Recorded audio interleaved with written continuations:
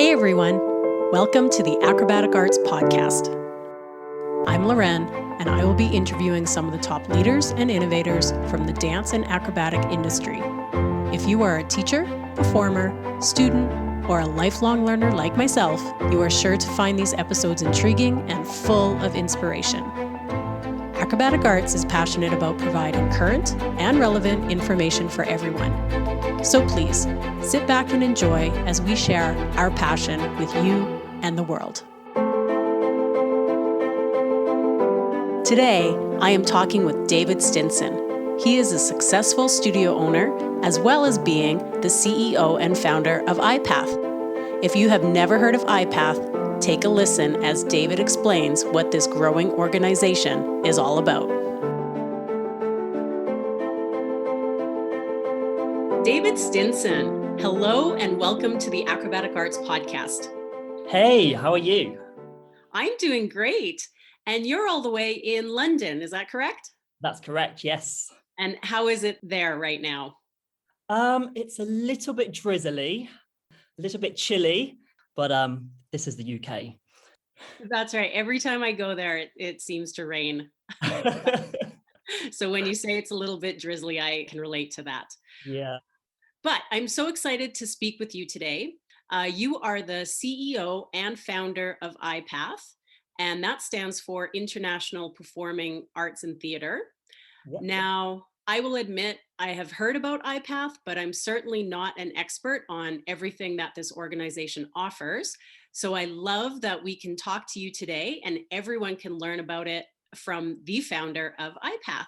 Why don't you start by telling us about your background, where you grew up, how you started singing and dancing, and where that took you as a performer? Absolutely. So I grew up in a small town called Shepshed, which is in Leicestershire, and that's kind of in the middle of the UK, or well, the middle of England. I started off singing right from like a really young age, from about the age of 5. And I kind of grew up singing in various different choirs, in the local community choirs. And I took part in lots of amateur dramatic companies as well, taking leading roles.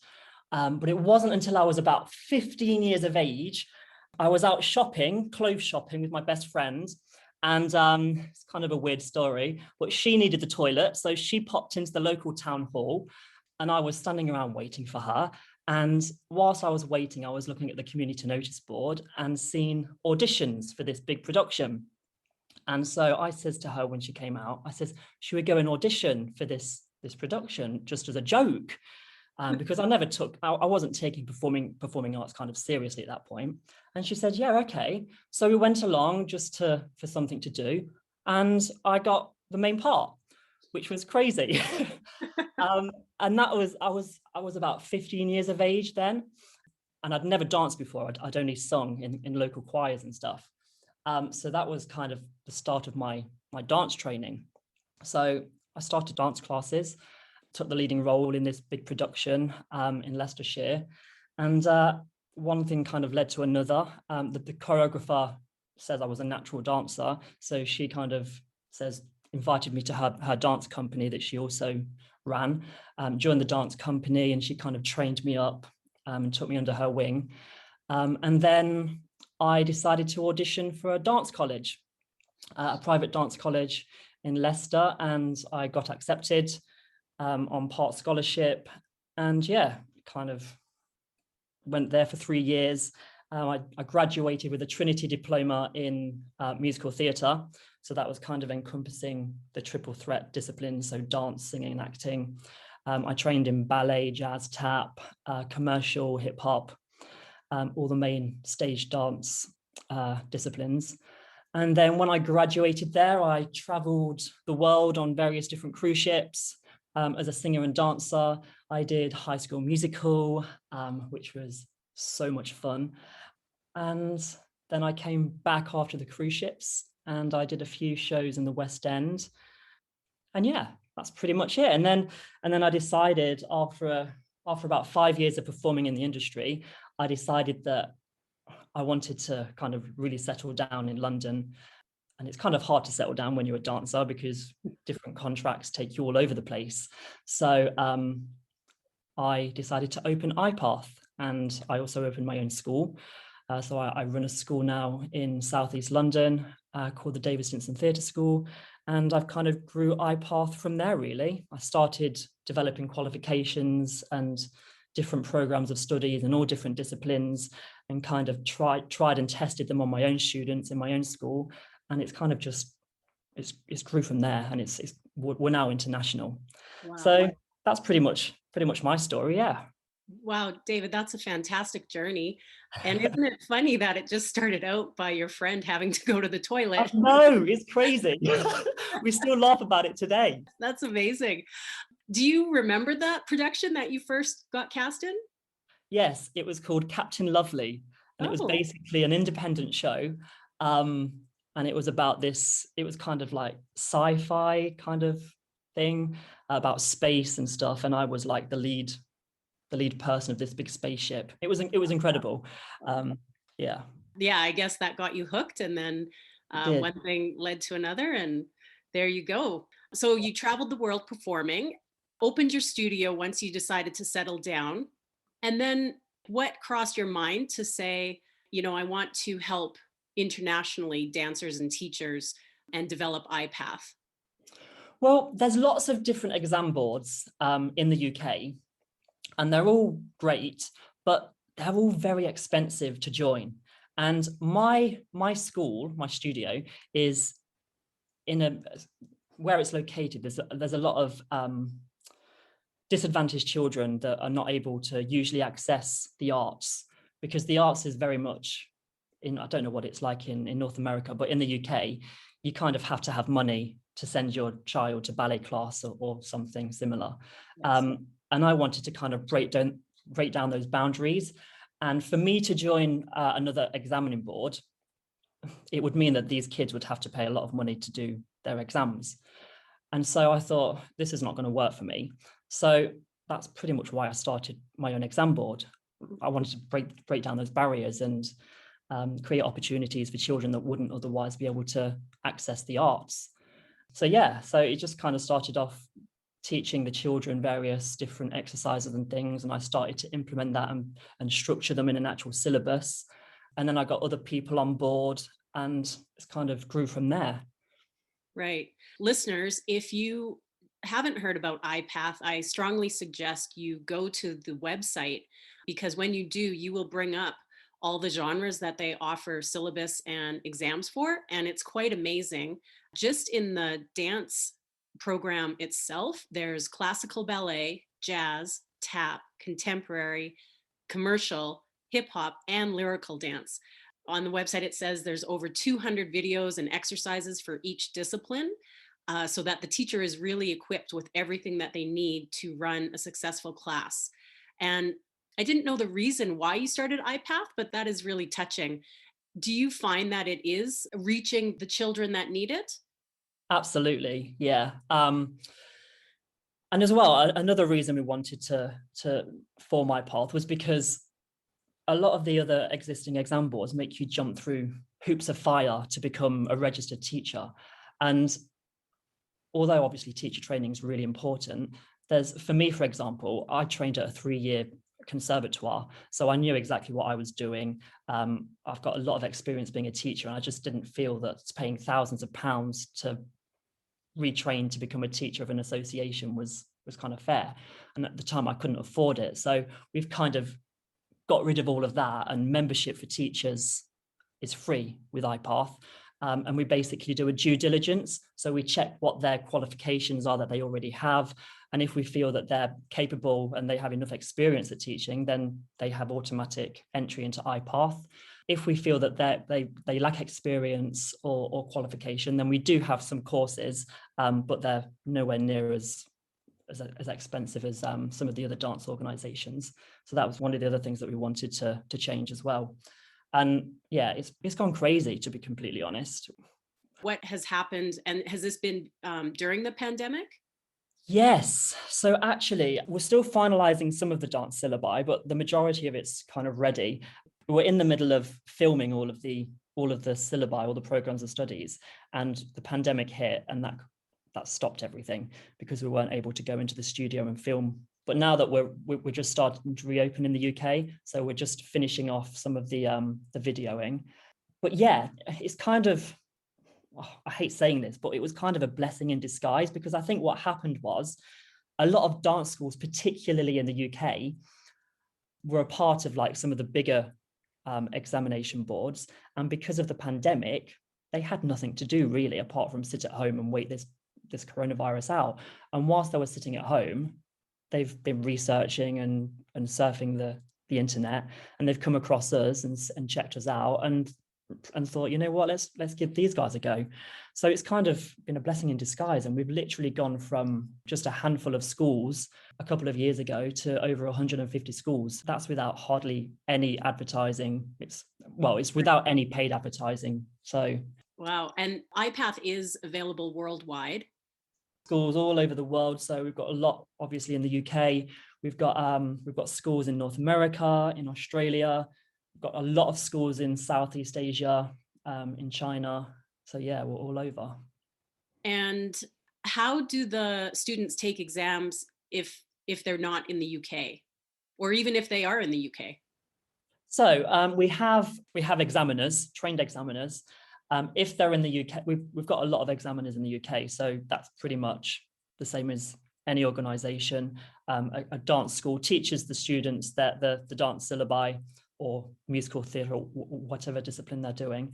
Once the students are ready to take an exam, then they submit an exam entry. Then we organise a date and send an examiner out. We've actually got quite a few examiners internationally as well. So, for example, in Southeast Asia, we've got a few examiners. In North America, we have examiners as well. If we have a school that's for example, we've got a school in Canada. I can't remember the exact name, but it's kind of in the middle of nowhere. We offer them pre-recorded exams. So basically, they set the studio up as ready for an exam, they film it, and then they send it over to us. And we've got various different forms that they have to sign to say that they're not allowed to stop the recording once they've started the exam. And they have to say the teacher's not standing behind the camera showing them what to do. Right. Yeah. So really, a teacher could offer exams whether they get an in-person examiner or not. Absolutely. Yeah. Right. So again, you're really making it accessible for everyone, which I think is wonderful. Now, I'm also with Acrobatic Arts, we do graded exams, and I realize how important they are. Why do you think graded examinations are important?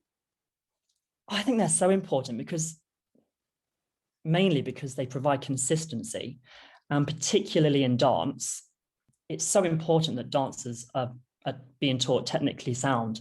So by following a graded examination program, it means that week after week after week, they're doing the same exercises until their bodies learn muscle memory and they become technically sound dancers. It means as well that they're following a internationally recognized qualification, or they gain qualifications. So iPath, for example, is accredited by Global Education Training and Qualifications. And what that means is that all of our programs and exams are overlooked by leading academics, and they make sure that they're robust and fit for purpose. So it kind of provides that stamp of approval. And yeah, I think it's as well another thing, and same with acrobatic arts, these graded programs are developed by leading professionals. So our ballet syllabus, for example, was developed by a leading British ballerina, and our commercial syllabus was developed by a top commercial dancer, and they're kind of experts in their own fields. So they're able to sit down and say, right, at grade 1, the child needs to learn this, this, and this. And then in grade 2, they can progress that into this step and this step and this step. And it's just providing clarity for the teacher and a consistent form of progression for the students. So I think they're incredibly important. Although I think graded exams are important, I do think that open classes are very important as well, because they kind of develop skills of picking up routines and things. Does iPath provide videos for open class, or is it strictly exam videos? So at the moment, we just do exam videos. So each syllabus has around 200 videos. There's about 20 videos for each grade, and we've got 10 grades for each discipline. But we do offer, in the UK, we offer an associate's program, which basically any student that follows an iPath program of study, they can come to one of our studios throughout the UK once a month, and we bring in like West End performers, and they teach like routines from the shows and things. Oh, fun. That develops those kind of skills. So wow, that's a great opportunity. Yeah. Right. Oh, the kids love that. The kids love that. Yeah. I love that as well. It means that I get to meet all the stars. Right, exactly. Everyone loves that. That's great. And why do you think it's important to keep supporting the dance teachers as they develop their own skills? One of the things that iPath is really big on is endorsing lifelong learning. And I think particularly nowadays, we're living in the information age, and children and adults are being consumed by so much information. A kid could be sitting on the bus going on their way to school, and they could be scrolling down their Facebook feed and see a video being posted on how to do a really good pirouette. They're constantly learning nowadays. And so I think it's really important for teachers to stay on top of their game and to keep developing their own skills. And also there's so much research and stuff now from dance scientists and medics and stuff as to how we can really keep enhancing dancers and their technique. And so I just think it's important that everyone keeps learning. I think that's healthy as well.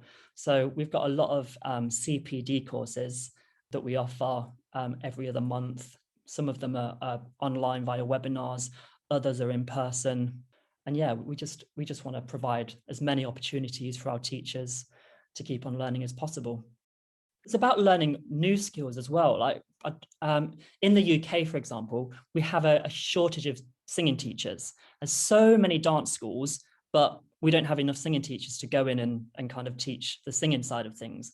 And I think most dance schools nowadays offer musical theatre, because I think, well, some people say there's no such thing as a dancer. You have to be a triple threat performer now.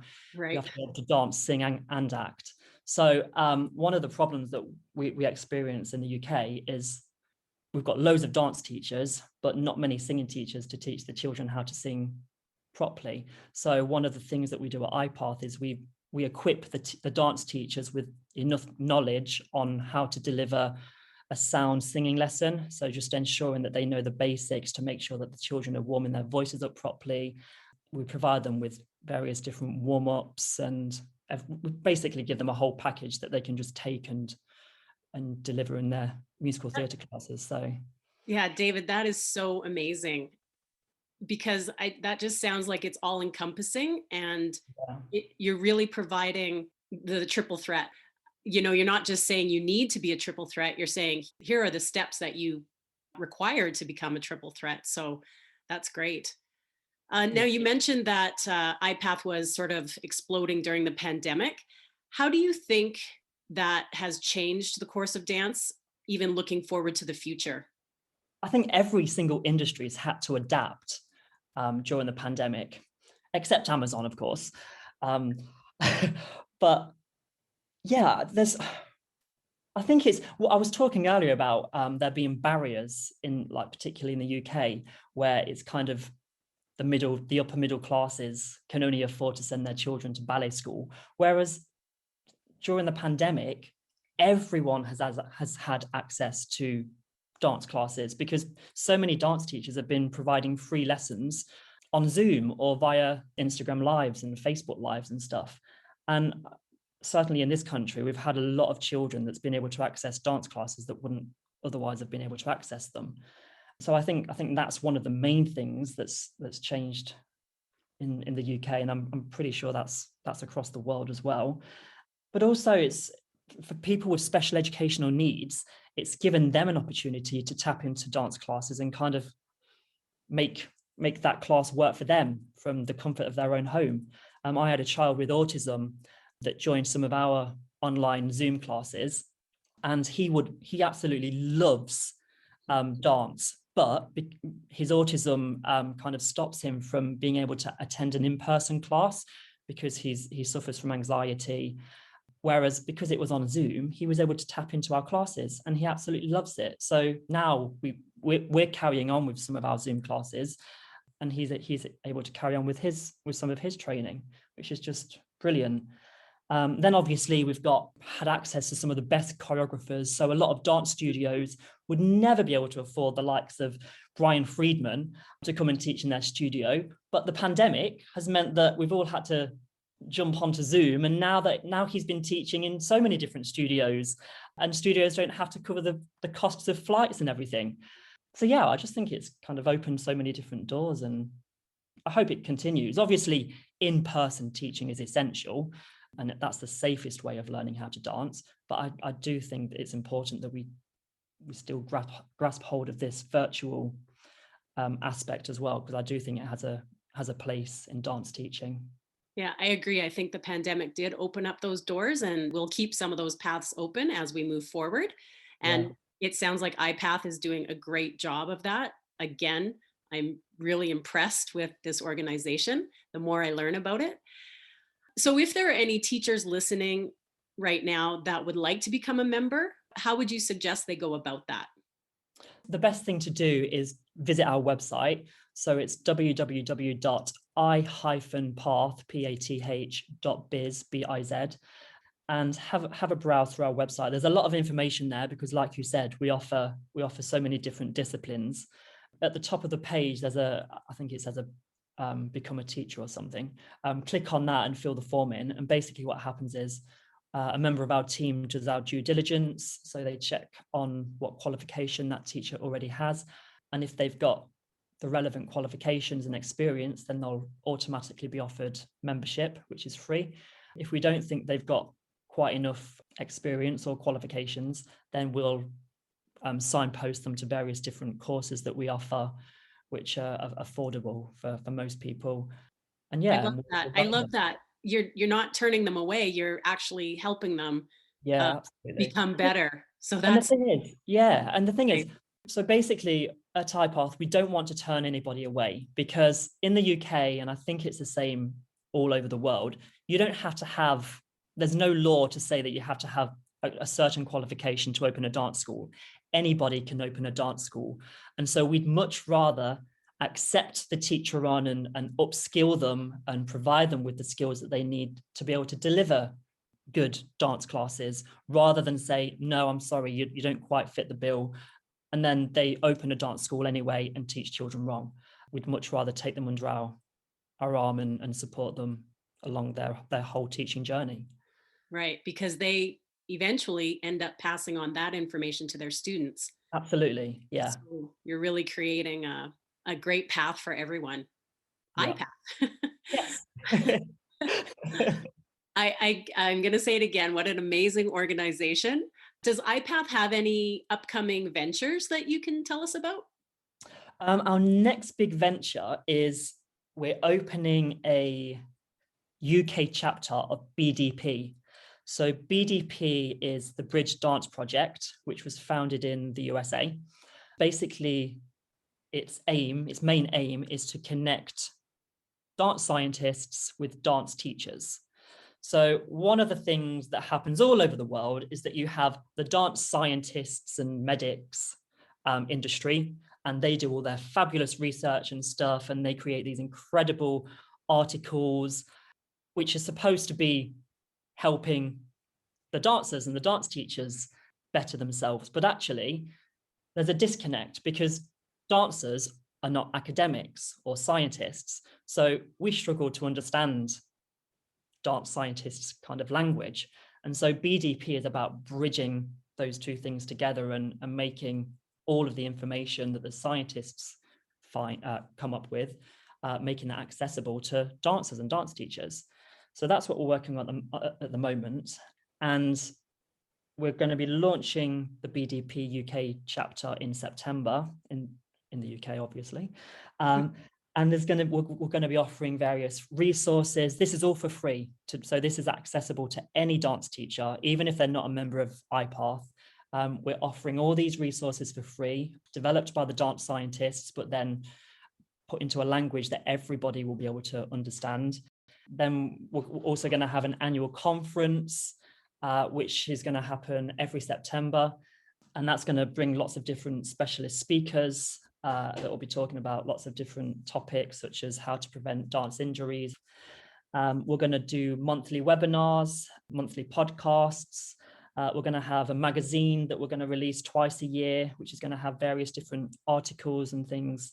So yeah, that's a really exciting project that we're going to be doing. Wow, and it sounds pretty big too. You're going to be quite busy. Yes, very busy. But that's super exciting. And I totally agree about connecting the dance science with the dance teachers. I can't wait for that to come out in September. I will definitely be on your website looking at that. So now, just to end our podcast talk, I want to go back to your performing days. And you mentioned that you did a lot of performances all over the world. Do you have a favorite production that you were a part of? Probably my favorite role was, so this was when I was on the cruise ship. I played the role of the transvestite, the sweet transvestite in the Rocky Horror Show. Right. I think that was my favorite role. Yeah, I just love the Rocky Horror Show. It's so much fun and crazy. And there was this one incident where there was a blackout and I had to jump on top of this big pod. I had to climb a ladder in the blackout, jump on top of this pod in 6-inch heels. And then as soon as the lights came up, this was a matter of seconds, I had to be standing there in my stockings and stuff. And then I had to walk down these steps as the turntable's turning. And I had 10 seconds or something silly to get off the turntable before the the thing dropped, the backdrop came down, and it's all automatic nowadays. And my heel got stuck in, there was this tiny little gap between one of the steps, and my heel got stuck. And because I was dancing in my heels, I had some elastic, and so it was still attached to my leg. It was so embarrassing. There was an audience of 2,000 people. They were all laughing their heads off at me. I'm trying to stumble down these stairs thinking, oh my goodness, this backdrop's going to come down on me any second. If I don't get out of the way, it's just going to crush me. So I'm panicking. Everyone's laughing. And I'm a wreck, still trying to sing this song. Yeah, I think that's probably one of my best times on stage, because afterwards, it was brilliant. Yeah, definitely the show must go on type of moment. Absolutely, yes. Wow, things that you can't plan for. Yeah. And would you honor us with singing us something from that musical, or maybe another one? Oh wow! Now you're putting me on the spot. You don't have to, but. Oh, let me see if I can remember. What's the words for the... How do you do, I see you've met my faithful handyman. He's just a little brought down because when you knocked, he thought you were the candy man. Don't get strung out by the way that I look. Don't judge a book by its cover. I'm not much of a man by the light of day, but by night I'm one hell of a lover. There you go. Bravo. That was 10 years ago when I played that role. So you might get another lead after that. I might. Yeah, I might. That was great. Thank you so much. Thank you. David, I absolutely loved hearing about iPath today and hearing about your story.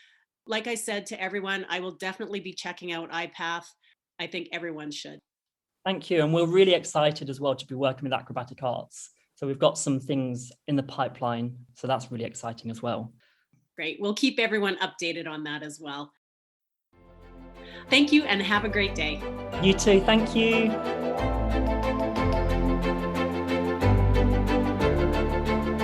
isn't it always so fantastic when performers, teachers, and educators alike continue to make the performing arts industry a wonderful community to be a part of?